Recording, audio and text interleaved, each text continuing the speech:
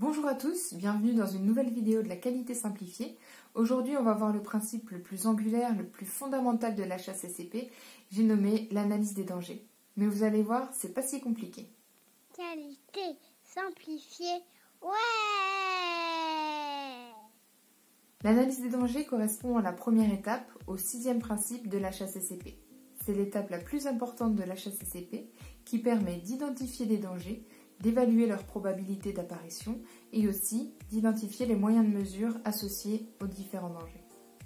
Si vous en êtes à cette étape, c'est que vous avez au préalable réalisé les 5 autres étapes de l'HACCP que vous pourrez retrouver dans une vidéo dédiée sur ma chaîne. Le point de départ de l'analyse des dangers, c'est le diagramme de fabrication. Vous vous souvenez sûrement dans ma vidéo de ma petite ardoise reprenant les différentes étapes de fabrication. Je vais reprendre exactement le même process, celui du yaourt, et on va essayer de faire un exemple sur l'étape de mélange.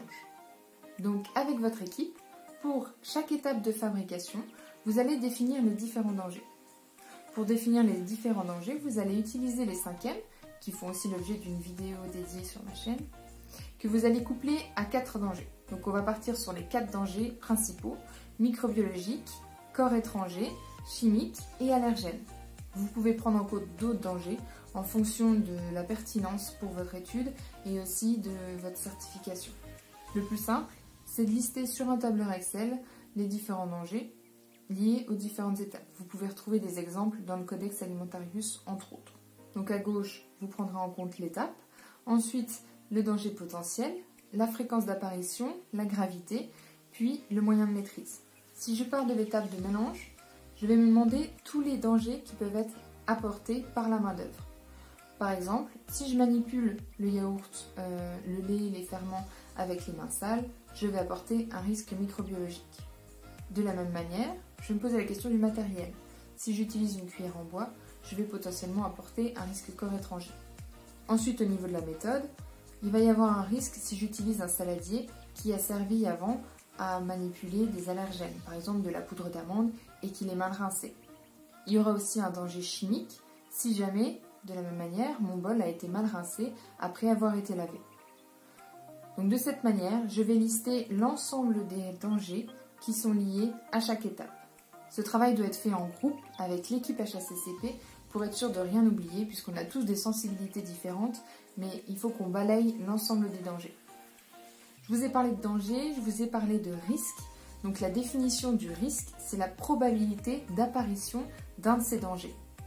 Par exemple, vous comprenez bien que le risque que ma cuillère se dégrade d'avoir un corps étranger dans mon yaourt n'est pas le même que le risque d'utiliser des ferments, du lait avec des mains sales. C'est quand même plus probable que j'utilise un bol mal rincé plutôt que ma cuillère en bois s'abîme lors du mélange. Donc pour ça, je vais les noter, tout simplement. Je vais définir de manière factuelle des fréquences et des gravités, de manière à faire un tableau à double entrée et à voir de manière assez visuelle, assez simple, les risques les plus probables. Je vais vous donner des exemples de notation de fréquence, de notation de gravité, mais c'est vraiment des exemples, ils sont adaptés à chaque process. Pour les fréquences, je vais donner une note de 1 à un danger improbable qui va vraiment apparaître quasiment jamais, mais pour autant, le risque existe, donc je ne peux pas l'occulter.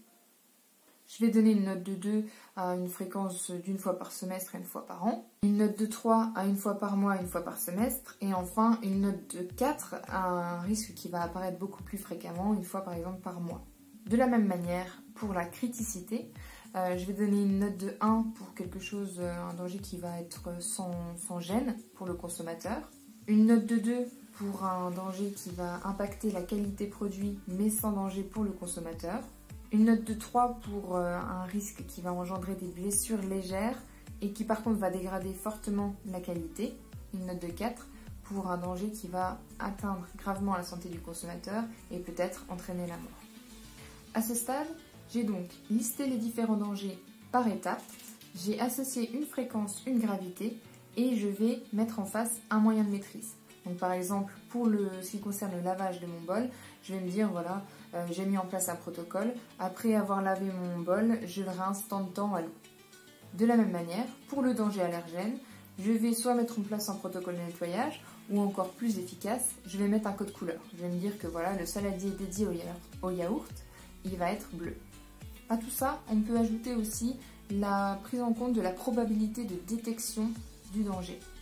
Une fois qu'on a identifié les dangers, évalué leur probabilité d'apparition, donc la fréquence, la gravité, et qu'on a mis en face les moyens de maîtrise, on va pouvoir passer à l'étape d'après.